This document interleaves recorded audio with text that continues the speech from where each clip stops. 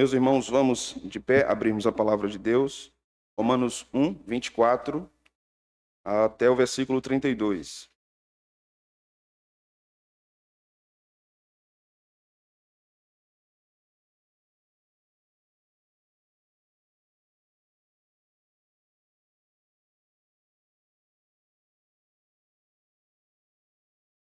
Hoje chegamos à última parte do capítulo 1 de Romanos,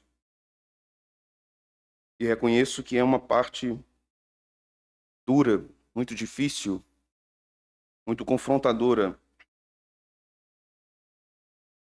e sei que este sermão, de alguma forma, pode ferir alguns de meus irmãos, mas eu sei também que pode curá-los. Nosso Deus é um Deus que abre feridas, diz a palavra, e também cura as feridas. Então, a minha orientação para os meus irmãos é que em todo sermão estejam em oração para entender os ensinos do Senhor, para a sua vida e para a vida dos seus, para aqueles que estão no seu ciclo de vivência. Romanos capítulo 1, versículo 24. Por isso, Deus entregou tais homens à imundícia, pelas concupiscências de seu próprio coração, para desonrarem o seu corpo entre si. Pois eles mudaram a verdade de Deus em mentira, adorando e servindo a criatura em lugar do Criador, o qual é bendito eternamente. Amém. Por causa disso, os entregou Deus a paixões infames, porque até as mulheres mudaram o modo natural de suas relações íntimas por outro, contrário à natureza. Semelhantemente, os homens também, deixando o contato natural da mulher, se inflamaram mutuamente em sua sensualidade, cometendo torpeza, homens com homens, e recebendo em si mesmos a merecida punição do seu erro. Por haverem desprezado o conhecimento de Deus, o próprio Deus os entregou à sua disposição mental reprovável para praticarem coisas inconvenientes, cheios de toda injustiça, malícia, avareza e maldade, possuídos de inveja, homicídio, contenda, dolo e malignidade, sendo difamadores, caluniadores, aborrecidos de Deus, insolentes, soberbos, presunçosos, inventores de males, desobedientes aos pais, insensatos, pérfidos, sem afeição natural e sem misericórdia. Ora, conhecendo eles a sentença de Deus, de que são passíveis de morte os que tais coisas praticam, não somente as fazem, mas também aprovam os que assim procedem. Amém. Senhor, esta é a tua palavra inspirada, palavra que o Senhor dá à igreja para instruí-la, edificá-la, exortá-la. Nós suplicamos que o Senhor fale conosco por meio dela, e ela penetre os nossos corações, e ela discirna nossas almas, e ela também nos oriente a como procedermos em situações diversas que possamos estar inseridos. Que o Senhor ilumine o nosso entendimento, e com o peso da lei, o Senhor também traga a consolação da graça para todos nós. Essa, Senhor, é a nossa oração, no nome santo de Jesus. Amém. Os irmãos podem sentar-se.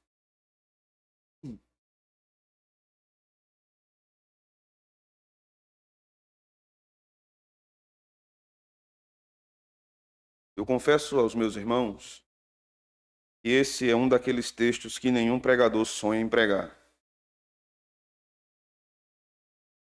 Esse é um texto que envolve muitos de nós, se não diretamente, indiretamente.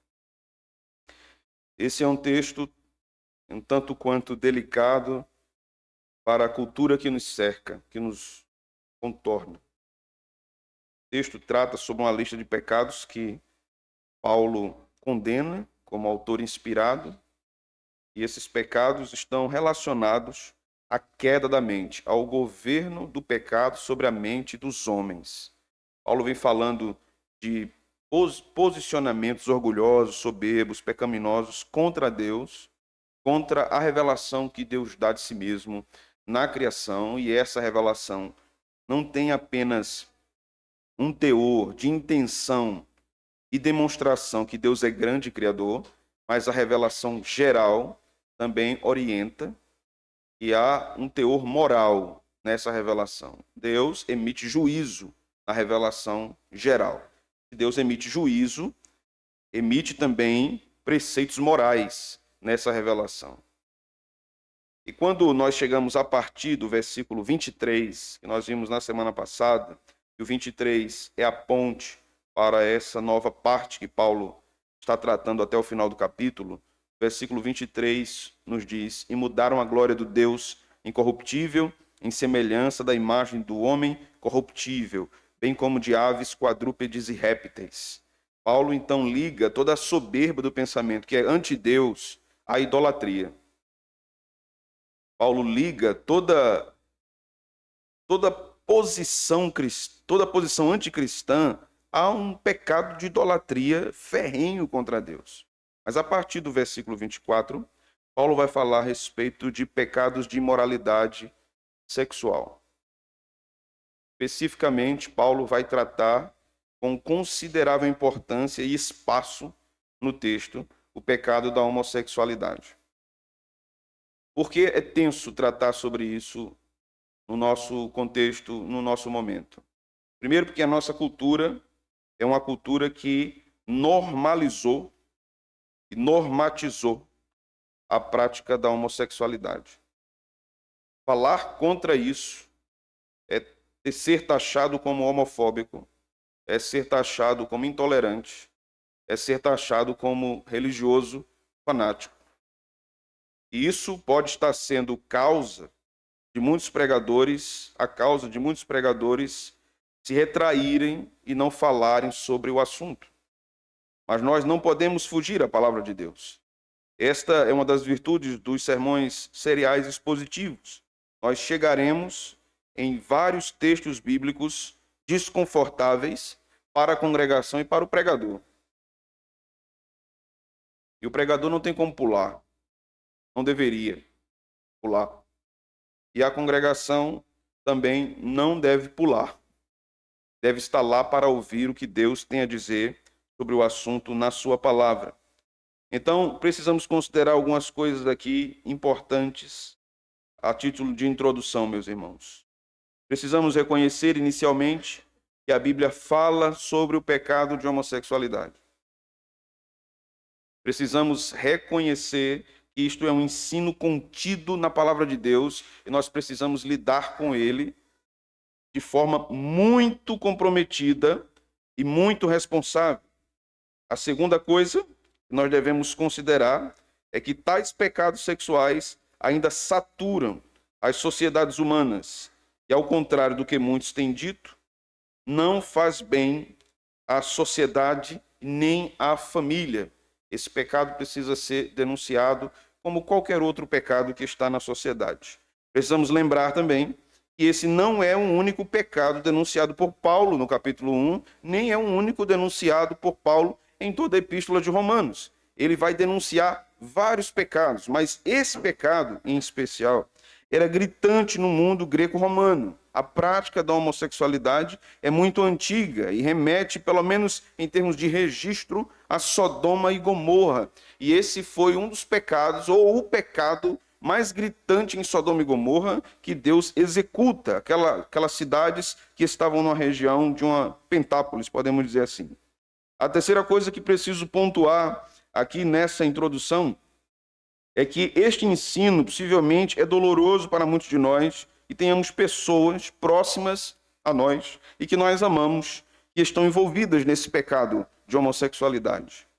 Mas é interessante sabermos também que esta palavra nos orienta a como lidarmos com essas situações, como aprender o que a Bíblia diz sobre o assunto para tratar este assunto, não de forma fanática, não de forma agressiva, não de forma impiedosa, mas de forma bíblica, firme e amorosa para com aqueles que estão no nosso convívio. A quarta coisa que eu desejo considerar aqui é que a homossexualidade é um pecado grave, como o adultério é, como o roubo é, como o assassinato o é.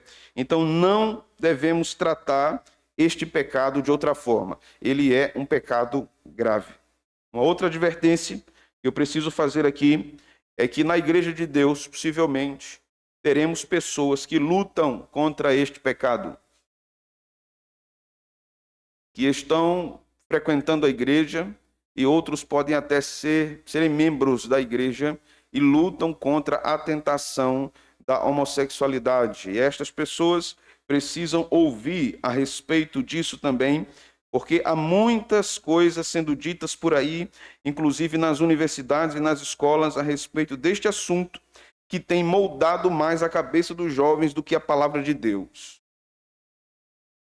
Há alguns anos eu estava num projeto missionário com muitos jovens e depois de uma preleção minha, começamos a conversar sobre vários assuntos, eles me perguntaram sobre várias coisas, e um deles, muito engajado na sua igreja, muito envolvido, estudante de direito, me disse assim: mas pastor, não há nada na Bíblia que condene a homossexualidade. Eu disse: quanto tempo faz que o irmão está na igreja? Ele disse: eu cresci na igreja. Dali eu podia deduzir duas coisas. Ele não lia a Bíblia e a sua igreja nunca falou nada sobre isso. Essa era a primeira possibilidade. Ou ele foi ensinado a revisar os textos bíblicos que tratam sobre o assunto, a fazer uma leitura cheia de novos significados. A teologia gay tem tomado espaço em muitos lugares, igrejas inclusivas também têm surgido em vários lugares e têm feito afirmações absurdas contra os ensinos da palavra de Deus. Por exemplo, afirmando que Jonatas e Davi tinham um caso homossexual, ou que Jesus e João era aquele discípulo que deitava no peito de Jesus, afirmando que eles tinham uma relação homossexual, que Paulo era gay e coisas dessa natureza. Essas são tentativas de ressignificar o texto bíblico. E nós devemos aprender a lidar com elas. Não com euforia ou fanatismo, ou começar a gritar como blasfêmia e rasgar as vestes, colocar pó de cinza na cabeça. Mas nós precisamos saber a interpretação correta desses textos. E precisamos saber ensinar sobre esse assunto, a fim de que pessoas sejam elucidadas sobre isso. Então eu disse àquele jovem: você está errado, a Bíblia fala muito sobre isso. Desde Gênesis. Em Gênesis, a Bíblia já falava sobre esta questão. Até o Novo Testamento. É um pecado condenado pela Bíblia, mas que nós precisamos aprender a lidar com eles. Outras questões mais práticas eu vou fazer daqui a pouco. Mas vamos aos textos. Veja o versículo 24.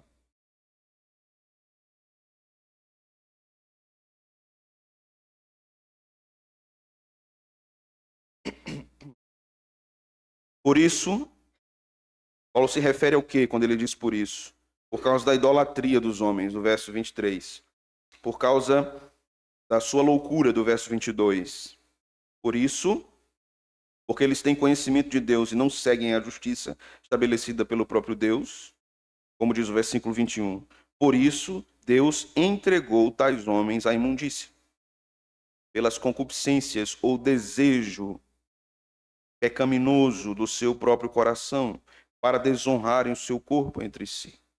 A primeira coisa que Paulo diz no versículo 24 é que a homossexualidade é um pecado de imundícia.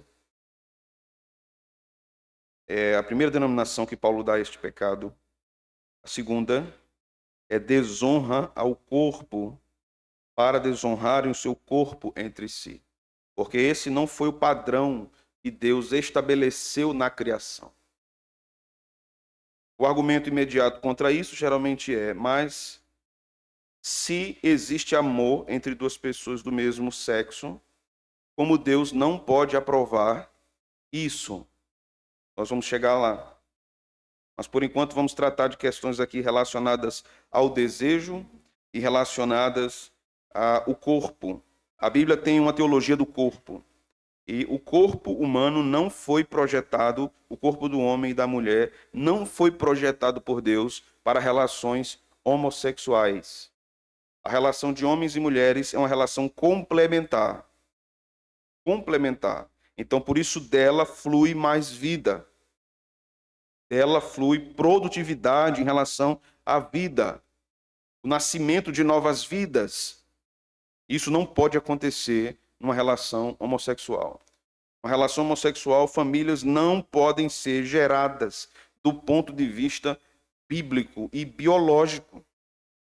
No versículo 25, o texto nos diz: pois eles, estes que têm cometido esses pecados, mudaram a verdade de Deus em mentira, adorando e servindo a criatura em lugar do Criador, o qual é bendito eternamente. Amém. A próxima coisa que Paulo vai falar a respeito da homossexualidade, aqui da soberba do pensamento dos homens, que leva os homens a buscar saciar os seus desejos, porque a busca por saciar desejos pecaminosos está ligada à soberba de uma vida ou de um pensamento que quer viver independente de Deus. Então, se Deus não é aquele que governa a vida, então eu tenho a liberdade plena de saciar os meus desejos, os mais bizarros possíveis. Então, Paulo está dizendo aqui que é transformar a verdade em mentira, é adorar a criatura em vez do Criador. Então, Paulo está dizendo claramente que o pecado de homossexualidade é idolatria. O pecado de homossexualidade é uma prática idólatra.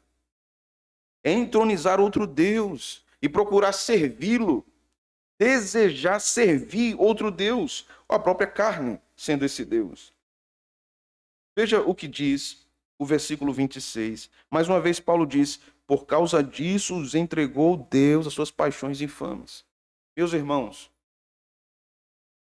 esta é a expressão mais assustadora do conhecimento, do juízo de Deus aos homens no tempo presente.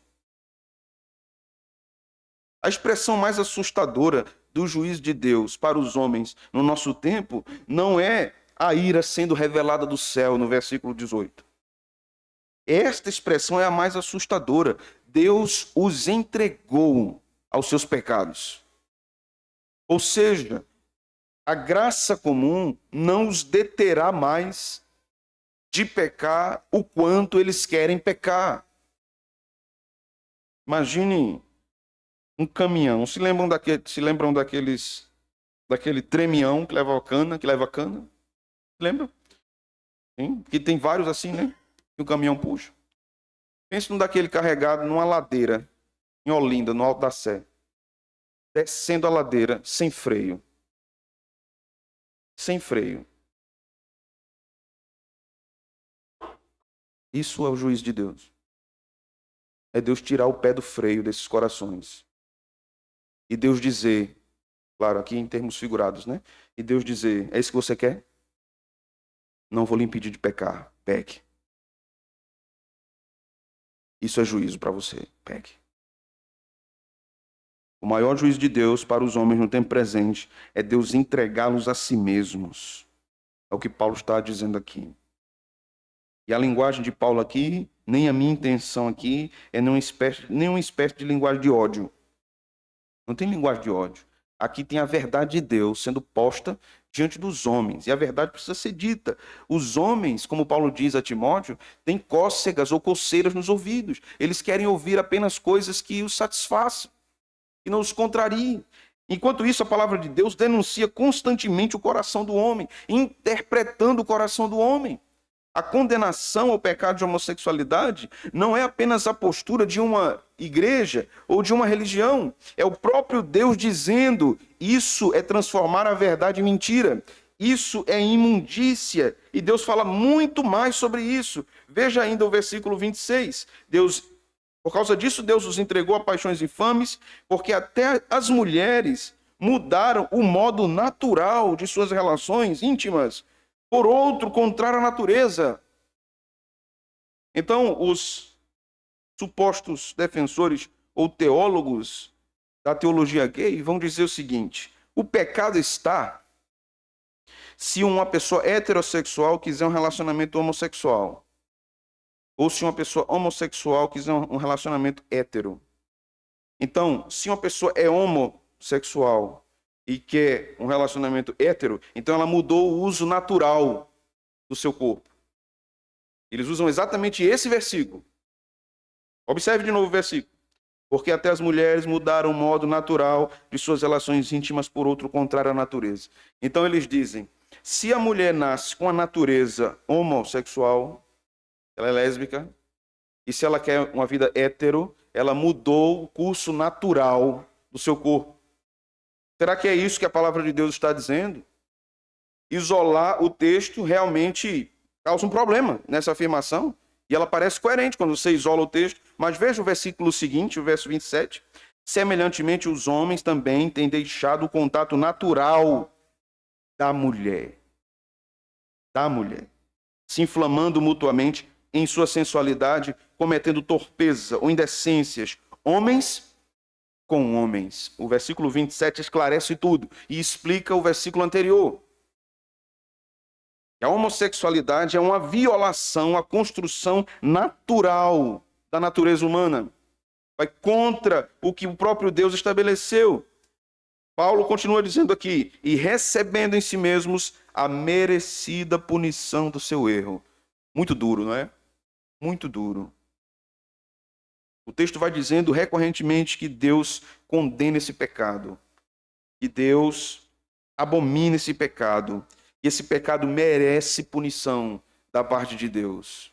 Paulo vai enfatizando isso várias vezes aqui. Por isso, me permitam fazer, então, algumas aplicações.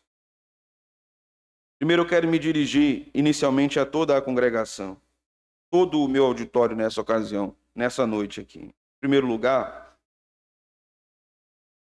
nós devemos considerar que é possível alguém que professou fé em Cristo sofrer tentações homossexuais. Mas há uma diferença muito grande em sofrer tentações e praticar a homossexualidade.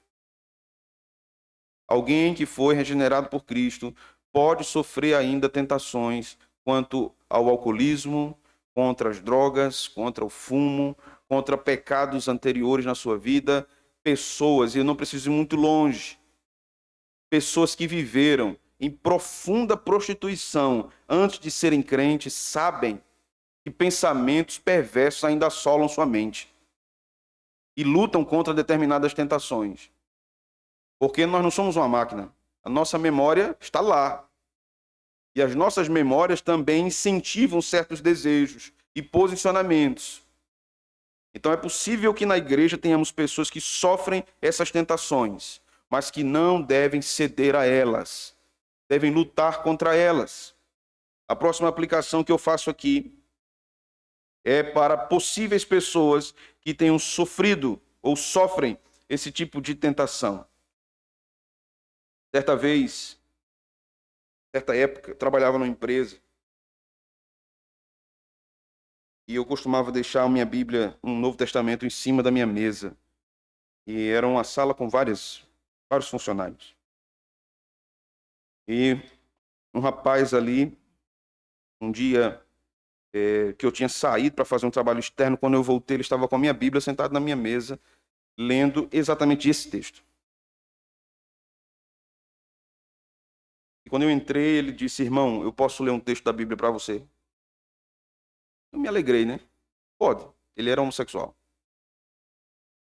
Ele leu. Ele disse, o texto diz, irmão, semelhantemente os homens também, deixando o contato natural da mulher, se inflamaram mutuamente em sua sensualidade, cometendo torpeza homens com homens, recebendo em si mesmos a merecida punição do seu erro. Esse texto está falando o que eu estou pensando. E aí eu perguntei o que é que você está pensando. O texto está dizendo que Deus condena a homossexualidade. Eu disse sim. O texto está dizendo exatamente como você entendeu. Ele disse, deixa eu lhe fazer uma pergunta então. Eu tenho um companheiro e vivo com ele há muitos anos. Se eu aceitar Jesus, Jesus tira de mim o desejo homossexual? Você me garante? Porque se Deus disse isso e é verdade, então eu preciso viver como Deus disse. Não é assim, irmão? Se é assim. Então, se eu aceitar Jesus agora e você orar por mim, Deus tira de mim esse desejo? Eu disse, não sei. Não sei. Ele disse, irmão, eu nunca vou desejar uma mulher. Pode ser a mais bonita. Nunca vou. Se eu me casar com uma mulher, eu vou destruir a vida dela. Porque eu sou gay. E como é que eu vou ser crente, então? Me explique como é que eu vou ser crente. Eu disse, ok. Eu preciso entender, então, algumas coisas. E o relacionamento com Cristo é mais importante do que um casamento. É a primeira coisa. A relação com Jesus é o que é uma mosca. É mais importante que um casamento.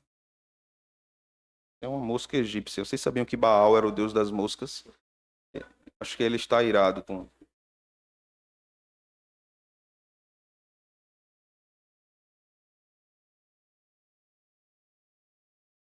sei nem onde eu estava.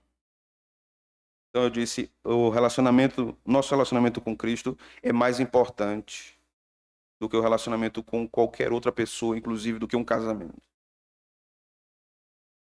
A orientação da sabedoria bíblica para você é o seguinte: você pode crer em Cristo e reconhecê-lo como seu Salvador e ainda, de fato, sofrer tentações nessa área durante toda a sua vida. Isso pode acontecer.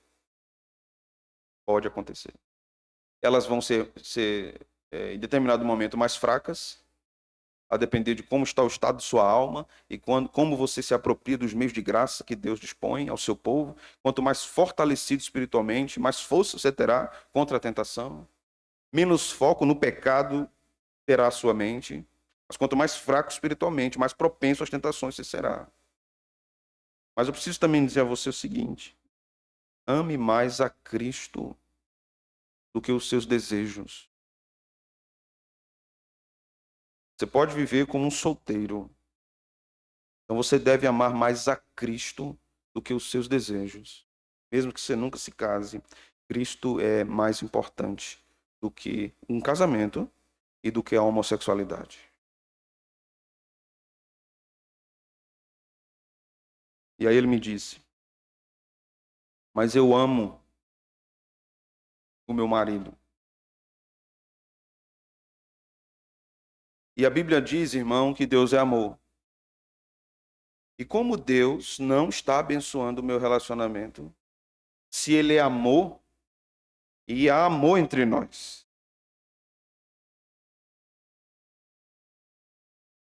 A minha resposta para ele está lá em 1 João. Queria que vocês abrissem.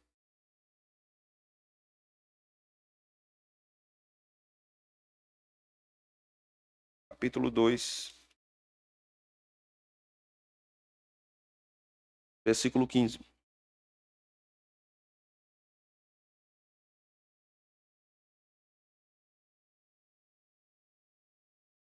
Primeira João, capítulo 2, versículo 15. Não ameis o mundo, nem as coisas que há no mundo. Se alguém amar o mundo, o amor do Pai não está nele. Porque tudo que há no mundo, a concupiscência da carne, entenda aqui concupiscência como desejo, certo? Desejo pecaminoso. Concupiscência dos olhos, soberba da vida, não procede do Pai, mas procede do mundo. Ora, o mundo passa bem como a sua concupiscência. Aquele, porém, que faz a vontade de Deus, permanece eternamente. Então, esse texto nos ensina algo importantíssimo para a resposta dessa questão. E é possível amarmos coisas que Deus rejeita. Sim, é possível termos profunda afeição por coisas que Deus rejeita.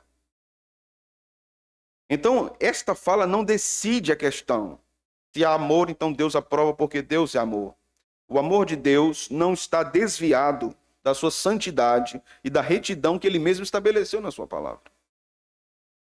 Então, o que resta a pessoas que lutam contra isso ou que vivem nessa situação? Lutar contra o pecado.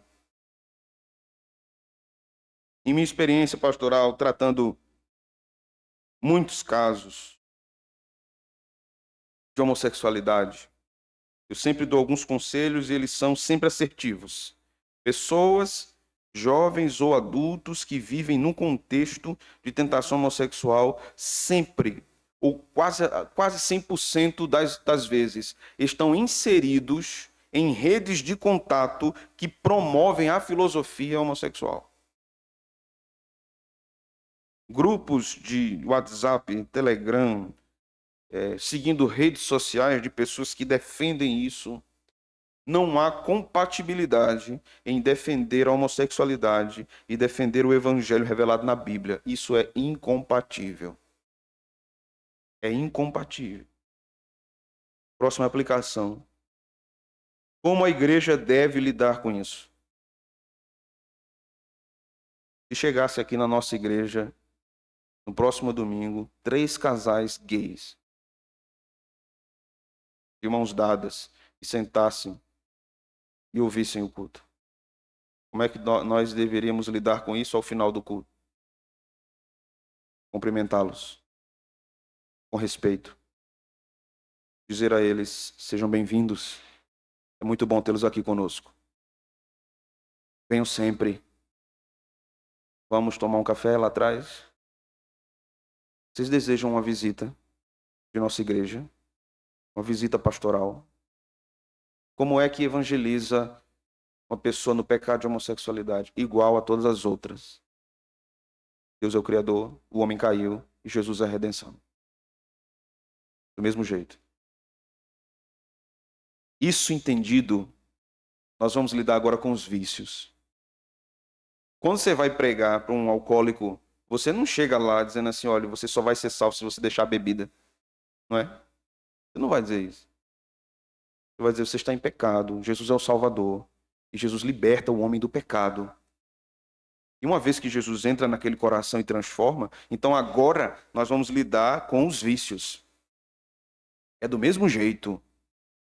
Nós não devemos nos assombrar. Uma vez uma irmã me perguntou, pastor, se aprovasse uma lei que os ministros protestantes deveriam casar homossexuais, você faria o quê? Eu continuaria fazendo o que eu faço até hoje, não fazendo casamento. E se você fosse preso? Os irmãos iam me visitar lá no Aníbal Bruno. E eu não digo isso, meus irmãos, num tom de sarcasmo contra homossexuais. Eu não sou contra homossexuais. Eu sou a favor do que a Bíblia ensina. Eu não tenho ódio contra homossexuais.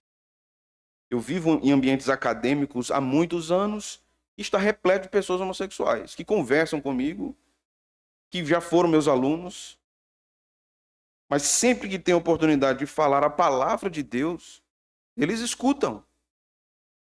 Eles escutam. Depende do nosso tom, depende do contexto que nós estamos falando, e depende de como nós apresentamos Jesus. Nós devemos apresentar o pecado e apresentar a redenção. O grande problema é que nós ainda estamos despreparados para lidarmos com isso. Despreparados. E nós precisamos observar como a palavra de Deus nos aponta caminhos para isso. A religião, nem nossa igreja em específico. Eu não sou responsável por todas as igrejas, nem por outras igrejas congregacionais. Eu sou responsável por esta igreja. Então eu não tenho responsabilidade de dar orientações culturais, políticas, coisas dessa natureza para outras congregações. Eu tenho responsabilidade com a minha congregação. Com a minha congregação. Então o nosso discurso não deve ser um discurso de ódio. Não deve ser um discurso que oprime as pessoas, mas deve ser um discurso fundamentado na verdade do Evangelho. No que o Evangelho diz. A sexualidade foi criada por Deus para o bem da humanidade. A prática da sexualidade é uma bênção, nos parâmetros que Deus estabeleceu. Tudo que foge ao que Deus estabeleceu é denunciado pela palavra de Deus.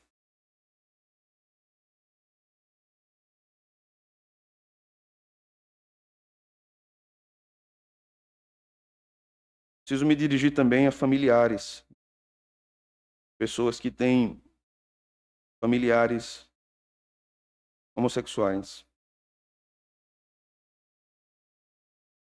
Ame-as. Ame-as. São seres humanos criados à imagem e semelhança do Criador, que estão vivendo no pecado, na cegueira do pecado, governados pela soberba pecaminosa do seu coração, que se levanta contra Deus. Então, se são seus familiares, ame-os. Amar não é aceitar todas as coisas. Amar não é fechar os olhos para todas as coisas. Amar, em primeiro lugar, é estar comprometido com a verdade a respeito do destino eterno daquela pessoa. Mas você não vai ficar todos os dias falando disso, né? Tu vai para o inferno, isso. Tu vai para o inferno, tu vai para o inferno, tu vai para o inferno. Mostre Cristo. Mostre Cristo.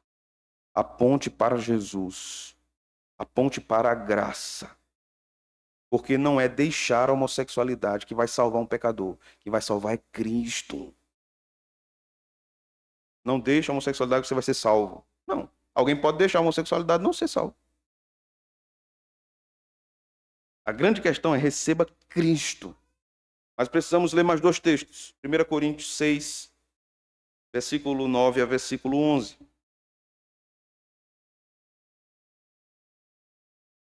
Depois nós vamos ler Levítico 18, 22.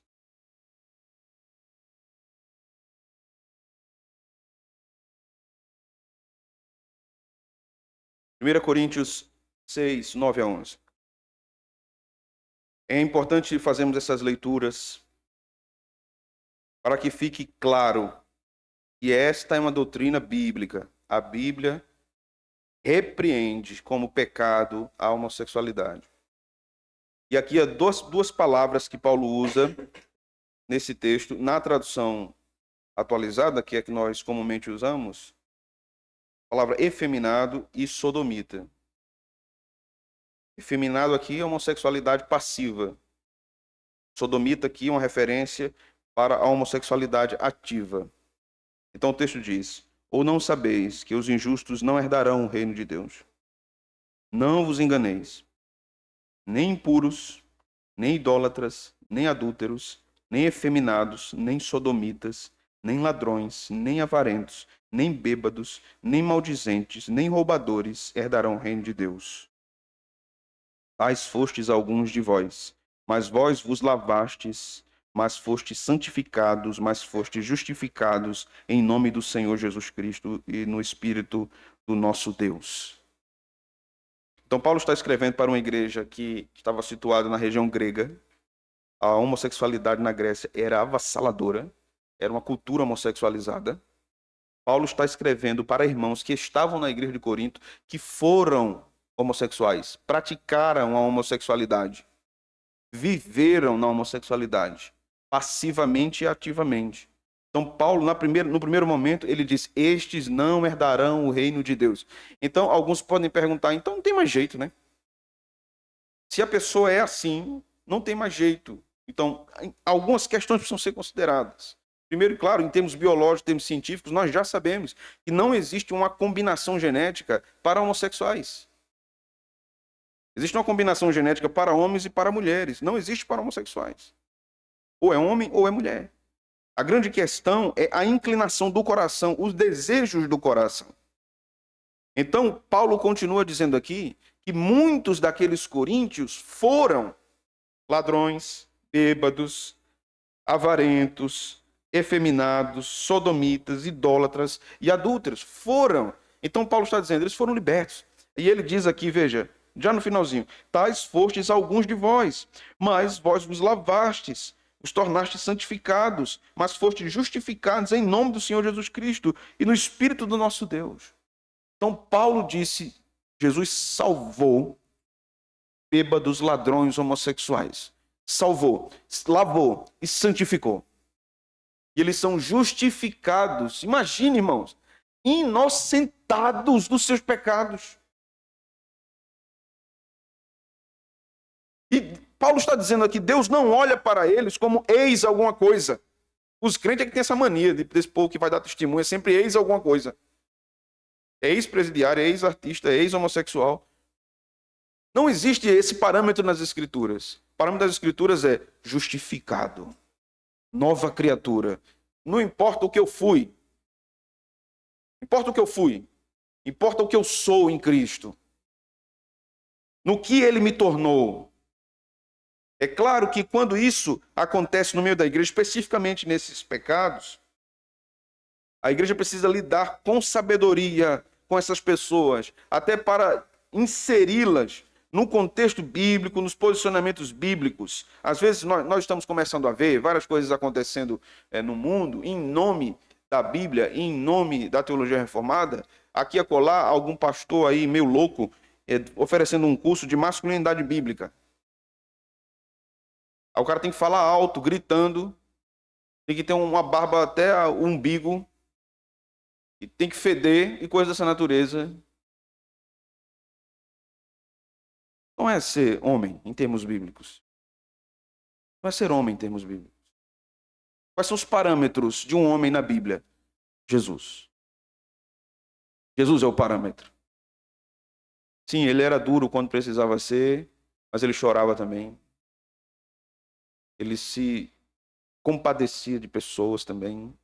Ele conversava com pessoas também. Ele era másculo, mas essa masculinidade não era amparada na criação da imaginação, na cabeça de algum líder pirado por aí. E essa turma carrega aí milhares de seguidores nas redes sociais. Milhares de seguidores. Mulheres também. Também tem essa agora, né? Tem uma onda agora aí que mulher deve viver arrumada o tempo todo, 24 horas. Maquiada, de brinco, escova no cabelo, de cílio postiço, dentro de casa. Porque ela tem que estar arrumada para o seu marido. Esse não é o padrão de feminilidade bíblica. Claro que a mulher se arrumar ajuda, né? Também não vamos desprezar. Mas esse não é o padrão. Mas muitas coisas estão surgindo que não tem nada a ver com as Escrituras Sagradas. Absolutamente. Nós temos que voltar para as Escrituras. Então, se essas pessoas chegam na igreja, como é que elas são recebidas? Elas devem ser recebidas com respeito? Elas devem ser recebidas com amor? Devemos abraçá-las? Amém, meus irmãos? Devemos abraçá-las.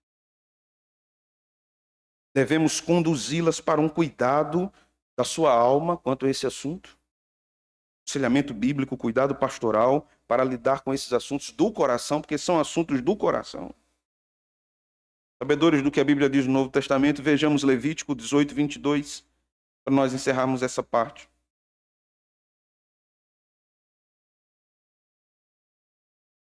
Livro de Levítico,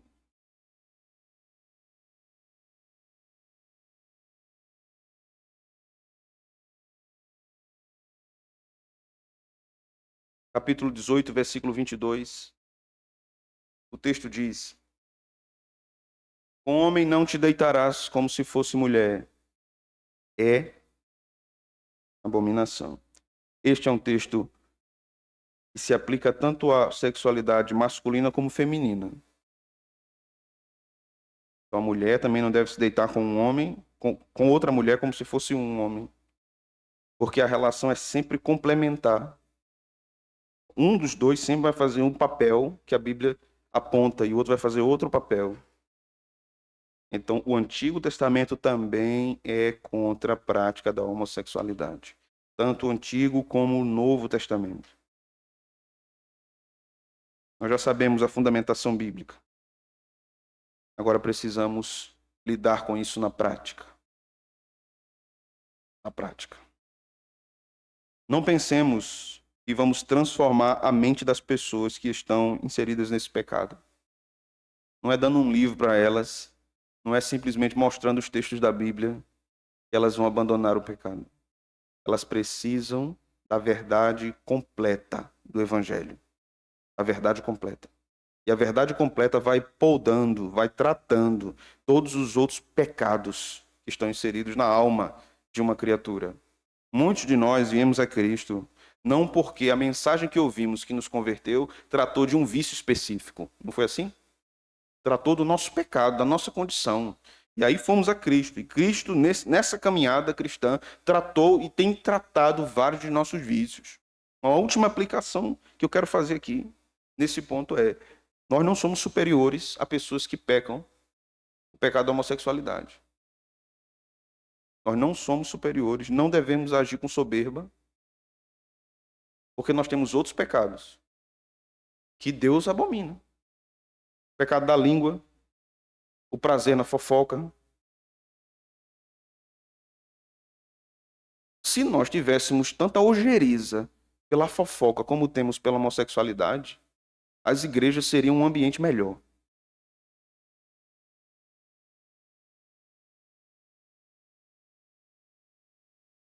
Pessoas se alimentam de pecados dentro das igrejas em nome de sua verdade e se colocam como superiores a outras pessoas. Nós não somos superiores a outras pessoas. Você não vai ver Jesus comportando assim.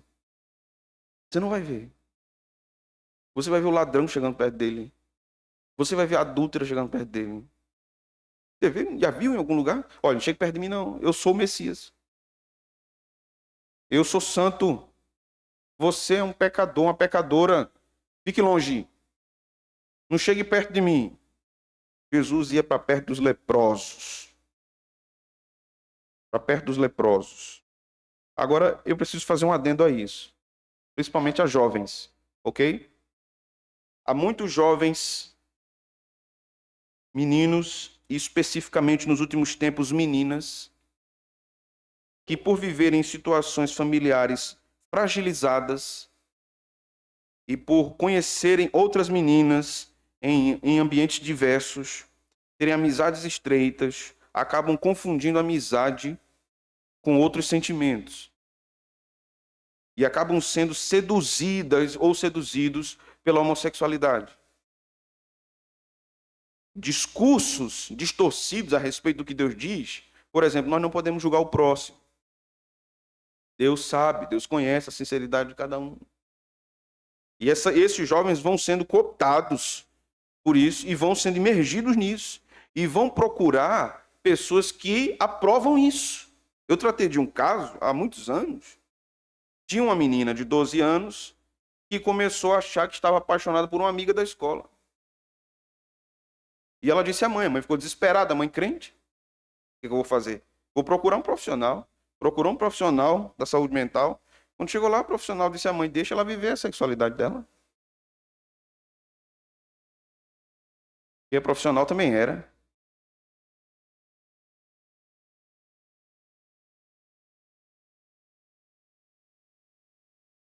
Em comentários. Jovens, tenham cuidado. Tenham cuidado com as tentações. Fujam das tentações. Fuja do que desonra ao Senhor. Ame a Deus acima de todas as coisas. Se a tentação vier, bater na sua porta, o que é que você diz? Eu pertenço a Cristo. Cristo tem o tempo certo para todas as bênçãos na minha vida. Eu não cederei às tentações da minha carne, nem do diabo, nem do mundo. E se alguém caiu? Se eu cair, pastor? E agora? A Escritura diz que com Deus está o perdão. Ele lhe perdoa, lhe acolhe, lhe restaura. E não olha para você com nenhum preconceito. Deus nunca vai dizer a você, mas você se lembra que você era? Lembra que você era? Deus nunca faz esse tipo de acusação. Você se lembra do que eu fiz? Como eu te abençoei? Deus é um Deus generoso. E um Deus que liberta o homem do pecado. Deus quer salvar pecadores, dentre eles há homossexuais. Vamos avançar. Versículo 28. E por haverem desprezado o conhecimento de Deus, o próprio Deus os entregou à sua disposição mental reprovável para praticarem coisas inconvenientes. Paulo continua falando do mesmo assunto, mas ele entra em vários outros pecados e faz uma lista de pecados aqui. Na verdade, quando ele volta a tratar sobre a disposição mental, ele está falando desse conhecimento corrompido que os homens têm da realidade por causa do pecado. O pecado corrompe a forma que o homem raciocina também, que sente, que deseja as coisas. O pecado age tanto no raciocínio do homem como nos seus desejos. E muitos homens começam a raciocinar pelo estômago, pelo seu desejo. Então eu desejo, então eu penso acerca disso. Quantos de nós não somos assim? Aqueles de nós que são vencidos pelo consumismo. Então somos levados a raciocinarmos formas inteligentes de saciarmos o nosso desejo de consumir alguma coisa. De conseguirmos um dinheiro, um recurso, uma saída para consumirmos novamente, seja lá o que for, seja só pelo prazer de comprar. Mas o nosso intelecto é vencido pelo pecado. Disposição mental reprovável, por desprezar o conhecimento de Deus. Esse era o estado dos ímpios aqui. Paulo está tratando de ímpios aqui, né? Então no versículo 28 ele ainda diz o seguinte, veja, os entregou a uma disposição mental reprovável para praticarem coisas inconvenientes, cheios de toda injustiça, malícia, avareza e maldade, possuídos de inveja, homicídio, contenda, dolo e malignidade, sendo difamadores. Veja, aqui é uma lista terrível, né? Imagine tudo isso numa pessoa só. Explodir, né? Tanto pecado essa pessoa. Mas são pecados relacionados a esse desprezo do conhecimento de Deus, que Deus coloca no homem e que Deus estabelece na natureza. Versículo 30, então ele diz, estes também são caluniadores, aborrecidos de Deus, insolentes, soberbos, presunçosos, inventores de males, desobedientes aos pais, insensatos, pérfidos, sem afeição natural e sem misericórdia. Observe que esses pecados estão relacionados à segunda tábua da lei, a pecados contra o próximo. Aqui nós temos um dos pecados aborrecidos de Deus, possivelmente um pecado relacionado à primeira tábua da lei, mas aprendemos também no Novo Testamento que quando nós pecamos contra o nosso próximo, nós quebramos a primeira tábua, quebramos o mandamento em relação a Deus, a amá-lo, a honrá-lo e não adorar outros ídolos.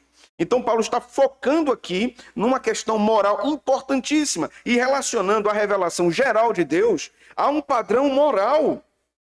E aqui entre os gentios, porque ele está falando aos romanos, ele não está falando aos judeus. Majoritariamente a congregação de Roma era gentílica. Então Paulo está dizendo, Deus colocou um padrão, e esses que estão vivendo desta forma, violando os mandamentos de Deus, na segunda tábua dos mandamentos, estão indo de encontro à sua condenação.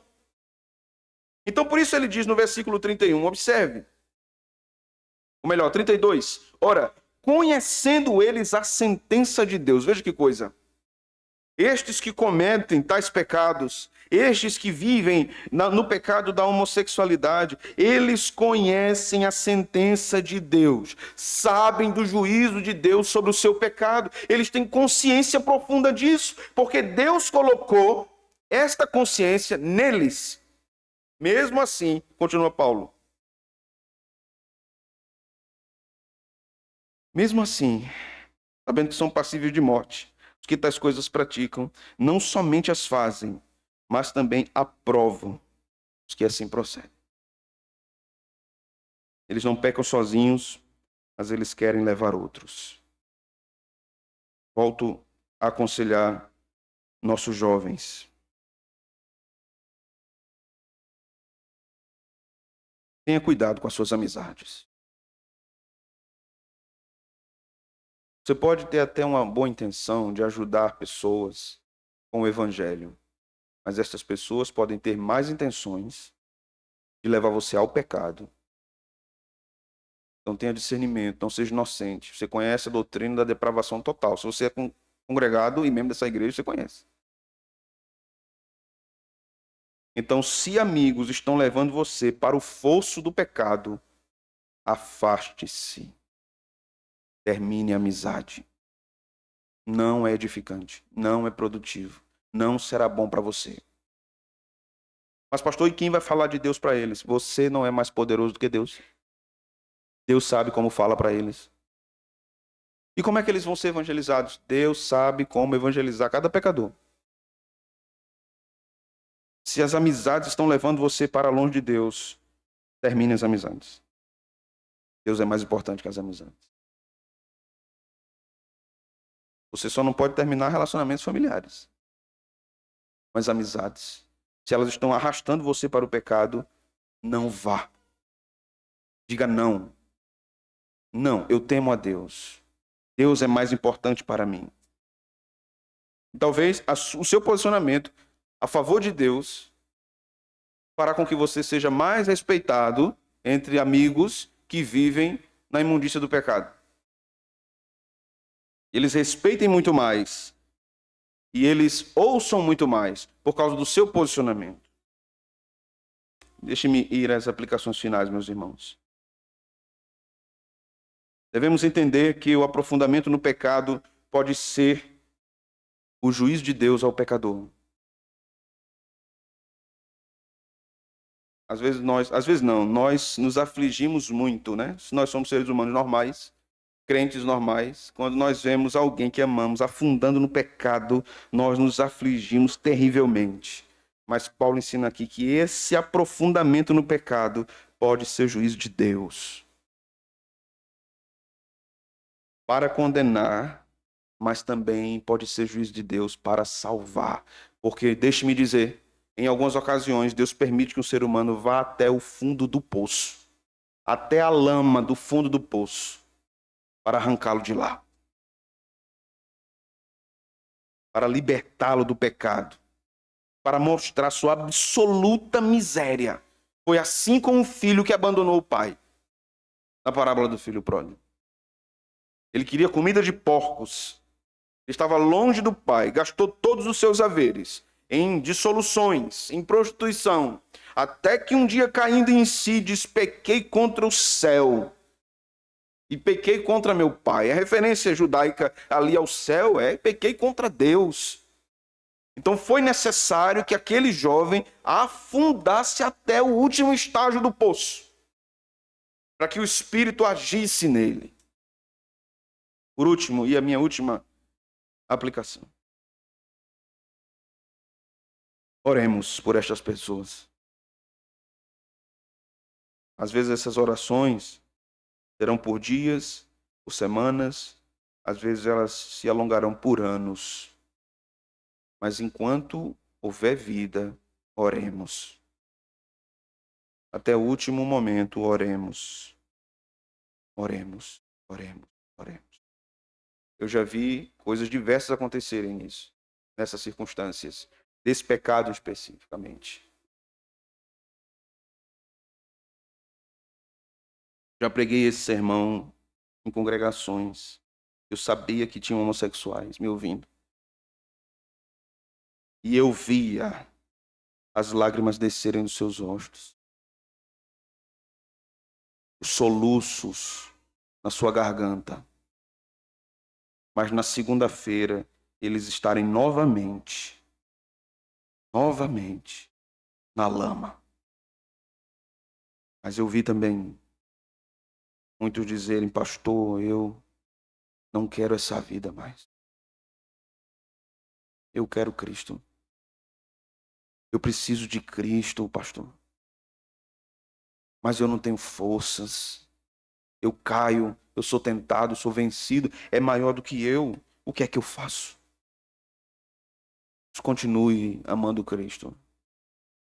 Continue vindo para a igreja, ouvindo, louvando ao Senhor, pedindo graça a Deus. Essas pessoas tombavam, levantavam, tombavam, levantavam, tombavam, levantavam. Mas qual é o papel da igreja? Acreditar que Deus transforma pecadores. A igreja não pode desacreditar nisso não, irmãos. Pode não. Não vou ajudar mais não, porque a igreja não pode desacreditar que Deus transforma pecadores. Porque nós temos um Deus no céu que governa sobre a terra. E Ele pode mudar a vida de pessoas. Vamos orar. Senhor,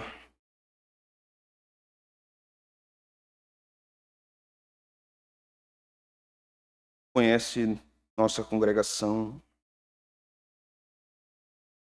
conhece este povo. Talvez visitantes que estejam conosco, o Senhor também conhece. E conhece profundamente. O Senhor sabe os pecados vencem os homens, que aprisionam os homens, e os cegam. Senhor, eu te oro nessa noite. Oro, em primeiro lugar, pelos filhos de muitos de meus irmãos aqui de nossa igreja, que estão afastados dos teus caminhos. Estão entorpecidos pelo seu pecado, Senhor. Estão com os olhos vendados nas trevas, apalpando o caminho para achar, Senhor, uma direção. Ó Deus, faz brilhar perante os seus olhos uma grande luz, a luz da salvação, trazendo ao seu entendimento e ao seu coração conhecimento de Cristo como seu Salvador, libertando-os do pecado, libertando-os das prisões, das cadeias, dos grilhões, das trevas do pecado. Salva-os, Senhor. O Senhor pode fazer isso. Estes um dia estiveram aqui, possivelmente, louvando o teu nome, adorando ao Senhor nos cultos dominicais. E ainda hoje seus pais sobem à sua casa com desejo ferido no coração de que seus filhos estivessem aqui junto com eles. Não permita, Senhor, que meus irmãos desistam de orar por seus filhos. Sabemos que tu és soberano para salvar quem quer, quando quer e como quer. Mas a tua palavra nos diz para orarmos por todos os homens, para intercedermos. Por isso intercedemos pelos filhos que estão longe, que no fundo do seu pecado, Senhor, que no profundo do lamaçal da transgressão que eles vivem, o Senhor se revele a eles. O Senhor se mostre a eles. E eles conheçam a salvação por uma experiência direta com o Senhor. Não de ouvir falar, mas com seus olhos vendo. Eu oro por meus irmãos que têm parentes que sofrem por causa desses parentes em pecados de homossexualidade. Fortalece-o, Senhor. Traga consolação aos seus corações, à sua vida. Sabedoria para lidar com tudo isso. Eu sei que o cansaço toma conta da mente, do corpo, do coração, mas o Senhor fortalece o seu povo com graça. Ajuda teus servos, Senhor. Eu oro por nossos jovens. Livra-os, Senhor, do pecado da homossexualidade. Livra-os, Senhor, da soberba do pensamento e do governo pecaminoso dos desejos. Que eles se submetam a Cristo somente. Que eles não sejam enganados por Satanás. Que procurem ajuda bíblica, pastoral, a fim de vencer as tentações de sua carne. Dá-nos graça para amá-los, para cuidarmos deles, para que eles não sejam desamparados pela igreja, para que não os ignoremos, que não nos afastemos, mas que eles sintam e saibam que há aqui uma igreja que ora por eles e que ama-os profundamente. Essa é a nossa oração, Senhor, no nome de Jesus. Amém.